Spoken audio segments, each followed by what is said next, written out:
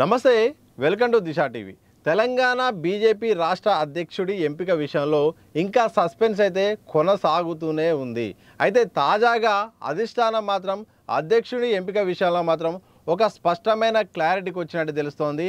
మరికొద్ది రోజుల్లో అంటే దాదాపు ఈ నెలలోనే ఇక అధ్యక్షుని ఎంపిక ప్రకటన అయితే ఉండబోతుందని కూడా సమాచారం వస్తుంది. ఏదో అద్భుతం జరుగుతుంది తప్ప ఏప్రిల్లో మాత్రం తప్పకుండా అధ్యక్షుని ఎంపిక ఉండే అవకాశం కనిపిస్తుంది.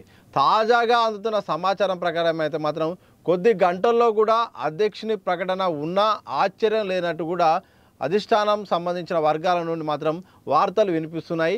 ఇక హైదరాబాద్ బీజేపీ సంబంధించిన కార్యాలయంలో గత 10 రోజులుగా ఒక సందడి వాతావరణం అయితే కొనసాగుతుంది. ఆ సందడి వాతావరణాన్ని బట్టి చూస్తే మాత్రం ఇక అధ్యక్షుని ఎంపిక ప్రకటన ఉండబోతుందనే ఒక సమాచారం అయితే స్పష్టంగా అక్కడ కనిపిస్తుంది. పరిస్థితులు చూస్తుంటే వాస్తవానికి బీజేపీ విధానం ప్రకారం మాత్రం ఎప్పుడో అధ్యక్షుడి ఎంపిక ప్రకటన ఉండాల్సిన అవసరం ఉండే. ఎందుకు ఈ మాట చెప్పాల్సి వస్తుందంటే గతంలో బండి సంజయ్ని అధ్యక్షుని చేసినప్పుడు కూడా పెద్దగా చర్చ జరగలేదు, దానిపై కూడా ఇంత రాద్ధాంతం జరగలేదు, అభిప్రాయ సేకరణ జరగలేదు. ఉన్న పాలుగా ఒక్కసారిగా కూడా లక్ష్మణ్ గారి స్థానంలో ఆయన పదవి కాలం అయిపోయిందో లేదో ఇమ్మీడియట్గా బండి సంజయ్ని తీసుకొని కూడా ఒక సంచలన ప్రకటన అప్పుడు చేశారు. కానీ అందుకు భిన్నంగా బీజేపీ మాత్రం చాలా ఆలస్యంగా ఈ యొక్క అధ్యక్షుని ఎంపిక అయితే కొనసాగుతుంది. ఇక అభిప్రాయ సేకరణ చేస్తుంది. తొలిసారి అంటే ఇంత తర్జనా భర్జన జరగడం అయితే ఇదే తొలిసారి అంటుంది. ఎందుకంటే సభ్యత నమోదు పెట్టుకుంది, బూత్ స్థాయిలో సభ్యత నమోదు పెట్టుకుంది, మండల స్థాయిలో జిల్లా స్థాయిలో సభ్యత నమోదు పెట్టుకొని మళ్ళీ ఇక కార్యవర్గం సంబంధించిన నియామకాలు ఏర్పాటు చేసుకుంది. జిల్లా అధ్యక్షుల ప్రకటన తర్వాతనే కూడా ఈ యొక్క అధ్యక్షుని ప్రకటన ఉండాలని కూడా లక్ష్యంగా పెట్టుకుంది. అభిప్రాయ సేకరణను ప్రధానంగా తీసుకుంది. ఈసారి ఎలాంటి విమర్శలు రాకుండా, ఎలాంటి ఇబ్బందులు కలగకుండా, ఎవరు కూడా బయటకు వచ్చి మాట్లాడకుండా కూడా అభిప్రాయ సేకరణ చేస్తున్నాము, వాళ్ళ అభిప్రాయం ప్రకారమే అధ్యక్షుడిని ఎంపిక చేయబోతున్నామని కూడా అధిష్టానం అయితే సూచనలు చేసింది. ఆ ప్రక్రియ కూడా గత 3 నెలలుగా కొనసాగుతూనే ఉంది. అయితే ఎందుకు ఈసారి అంత అభిప్రాయ సేకరణ ఆలస్యం అంటే ఎప్పుడు లేని విధంగా బీజేపీ తెలంగాణ రాష్ట్రంలో బలపడింది. ఇక ఎమ్మెల్యేల గతంలో ఒక స్థానమే ఉండేది, ఉప ఎన్నికల్లో 2 గెలవడంతో 3 అయింది. కానీ గత లాస్ట్ ఎన్నికల్లో ఒక స్థానమే రాజాసింగ్ గెలిచిన సందర్భం తెలిసిందే. కానీ ఈసారి 8 మంది ఎమ్మెల్యేలు గెలవడం, ఈ పార్లమెంట్ ఎన్నికల్లో 8 మంది ఎంపీలు గెలవడం, ఇక మండలి విషయానికి వస్తే 3 ఎమ్మెల్సీలు ఉండడం. ఈసారి ఎంపీలు అయితే మాత్రం మేము ఎంపీలుగా గెలిచాము, మాకు రాజకీయ అనుభవం ఉంది, ఈసారి మేము కూడా పోటీలో ఉన్నామని కూడా అధిష్టాన పెద్దల దగ్గర తమ వినతిని తెలియజేయడంతో ఇక ఎవరిని ఎంపిక చేయాలనే దానిపైన తర్జన భర్జన ఉంది. మరోవైపు అధిష్టానానికి వచ్చిన సమస్య ఏంటంటే ఈ యొక్క పార్టీ సంబంధించిన కొన్ని సంవత్సరాలుగా సంస్థాగతంగా పనిచేస్తూ పార్టీ విధానాలు, పార్టీ యొక్క భావజాలం ప్రకారం మేము పనిచేస్తున్నాము, మాకు పార్టీ తరఫున పదవులు లేకున్నా కానీ పార్టీ కోసం పనిచేసిన యొక్క విధానం పట్ల, మా విశ్వసనీయత పట్ల గౌరవించి పార్టీ వ్యక్తికే ఇస్తే మాత్రం ప్రాధాన్యత ఇచ్చినట్టు ఉంటుందని కూడా ఇటు పార్టీ నమ్ముకున్న వాళ్ళైతే వినతులు వస్తున్నాయి. ఇలాంటి సందర్భంలో ఎవరిని ఎంపిక చేయలే దానిపైన మాత్రం అధిష్టానం మాత్రం ఇక ఆలోచించాల్సిన పరిస్థితి వచ్చింది.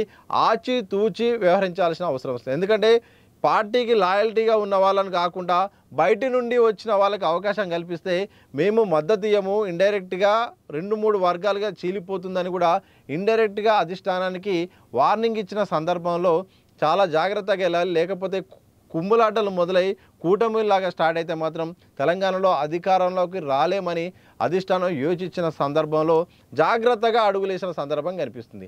ఈ నేపథ్యంలోనే ఇక మేము అభిప్రాయ సేకరణ చేశాము, అందరి అభిప్రాయాన్ని తీసుకొని ఒక వ్యక్తిని మేమైతే నామినేట్ చేయబోతున్నాము, మీరంతా మద్దతు ఇవ్వాల్సిందే, బయటికి వచ్చి మాత్రం ఎట్టి పరిస్థితుల్లో అధిష్టానాన్ని కానీ అధిష్టాన పెద్దలను కానీ విమర్శించకూడదని కూడా సూచనలు చేసినట్టు కూడా తెలుస్తోంది.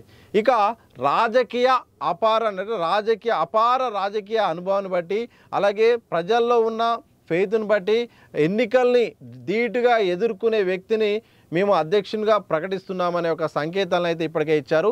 ఆయన పేరు కూడా ఇప్పటికే గ్రౌండ్ లెవెల్లో పార్టీకి అయితే మాత్రం దాదాపు పేరును అయితే ప్రకటించారు. అధికారికంగా చెప్పపోయినప్పటికీ కూడా అంటే అనుభవాన్ని దృష్టిలో పెట్టుకొని పెడుతున్నాము, సీనియారిటీని దృష్టిలో పెట్టుకొని కూడా ఇక అధ్యక్షుడిని ఎంపిక చేయబోతున్నామనే సమాచారాన్ని అయితే ఇంటర్నల్గా పార్టీ మీటింగ్లో మాత్రమైతే చెప్పిన సందర్భం అయితే కనిపిస్తున్నట్టు కూడా సమాచారం అయితే వినిపిస్తుంది.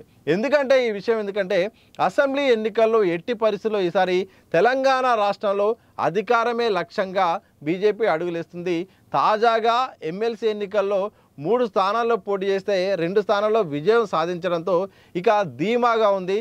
దీన్నే అదునుగా చేసుకొని ఈ అవకాశాన్ని దృష్టిలో పెట్టుకొని ఇక వచ్చే ఎన్నికల్లో ఢీకొట్టాలి, స్థానిక ఎన్నికల్లో కూడా పూర్తి స్థాయిలో కూడా పట్టు సాధించి తద్వారా వచ్చే ఎన్నికల్లో ఇక ఎట్టి పరిస్థితుల్లోనూ తెలంగాణలో కాషాయ జెండా ఎగిరేయాలనే లక్ష్యంగా అధిష్టానం అయితే సీరియస్గా యోచనలు చేస్తుంది. అందుకు సంబంధించిన కార్యాచరణ కూడా ఇటు పైనుండి కింది నుండి 2 రకాలుగా కూడా చేస్తుంది. చాప కింద నీరులాగా కూడా వాళ్ళ ప్రయత్నం వాళ్ళు కూడా చేస్తున్నారు. ఇక ఎన్నికలే లక్ష్యం అంటే అనుభవం ఉండాలి, ఇక ఎన్నికలను ఎదుర్కొనే కలిగి ఉండాలి. అలాగే ఎన్నికల్లో గెలిచిన వ్యక్తి అయితే మాత్రం ఇంకా వ్యూహాలు తెలిసే అవకాశం ఉంటుంది. ఆ దృష్టిలో పెట్టుకొని ఎన్నికలను దృష్టిలో పెట్టుకొని పార్టీని ముందుకు నడిపే ఒక అనుభవాన్ని దృష్టిలో పెట్టుకొని ఆ యొక్క నేతనైతే ఎంపిక చేసినట్టు తెలుస్తోంది. మరికొద్ది గంటల్లో లేకపోతే రోజుల్లో మాత్రం ఇక ప్రకటించే అవకాశం అయితే కనిపిస్తూ ఉంది.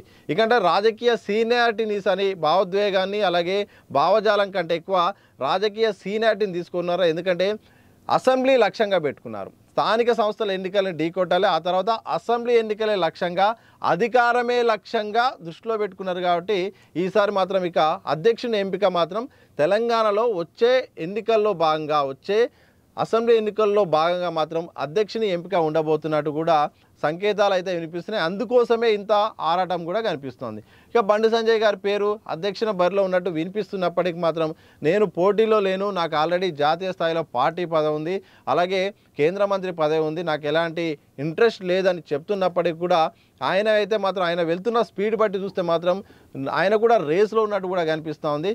కానీ ఏదేమైనప్పటికంటే పోటీ అయితే తీవ్రంగా ఉంది. ఇటు బండి సంజయ్ లాంటి వ్యక్తి కూడా మళ్ళీ తెరపైకి వచ్చినారు. కానీ ఈసారి మాత్రం ఎట్టి పరిస్థితుల్లోనూ అసెంబ్లీ ఎన్నికలను దృష్టిలో పెట్టుకొని మాత్రం ఈ యొక్క నిర్ణయం ఉండబోతున్నట్టు తెలుస్తుంది.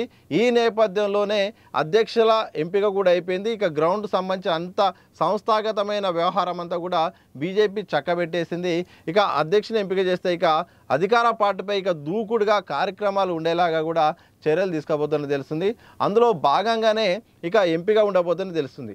అంటే మొత్తానికి అసెంబ్లీ ఎన్నికల లక్ష్యంగా మరికొద్ది రోజుల్లో వీలైతే గంటలో లేకపోతే రోజుల్లో ఈ నెలలోనే ఈ యొక్క అధ్యక్ష ఎంపిక మాత్రం ఉండబోతున్నట్టు మాత్రం స్పష్టంగా తెలిసిపోతుంది. దానికి సంబంధించిన వాతావరణం కూడా అనుకూలంగా ఉంది. ఎందుకంటే ఇప్పుడు మళ్ళీ ఈ కులగణన చేశారు, వర్గీకరణ చేశారు. కులగణన లింక్ వల్ల స్థానిక ఎన్నికలు ఆలస్యమైనాయి. ఇక కులగణన వాళ్ళ ప్రాసెస్ చేశారు కాబట్టి మరికొద్ది రోజుల్లో ఇక స్థానిక సంస్థలకు సంబంధించిన నోటిఫికేషన్ వచ్చే అవకాశం ఉంది.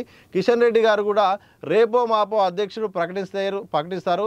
నేను కేంద్ర మంత్రిగా ఉన్నాను, నాకున్న బాధ్యతలు చాలని కూడా ఆయన చెప్తున్న నేపథ్యంలో కొత్త అధ్యక్షుడిని నియమించి స్థానిక సంస్థల్లోకి పోవాలని కూడా అధిష్టానం యోచిస్తుంది.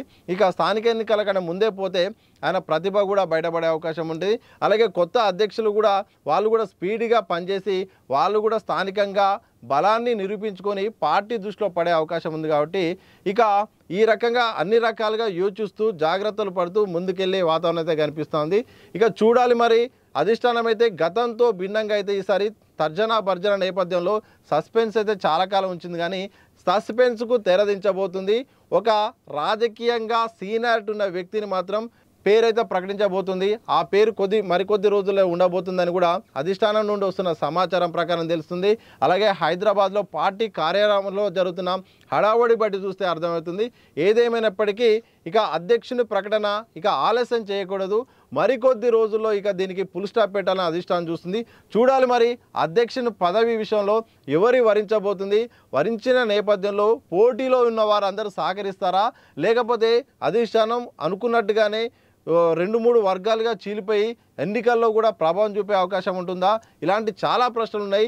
ఈ వచ్చిన నేపథ్యంలో అధిష్టానం మరి వాళ్ళని ఎట్లా కన్విన్స్ చేయగలుగుతుంది? మరి వచ్చిన అధ్యక్షుడు తెలంగాణ రాష్ట్రంలో నిజంగా బీజేపీని అధికారంలోకి తీసుకొస్తాడా? ఇలాంటి చాలా ప్రశ్నలు ఉన్నాయి.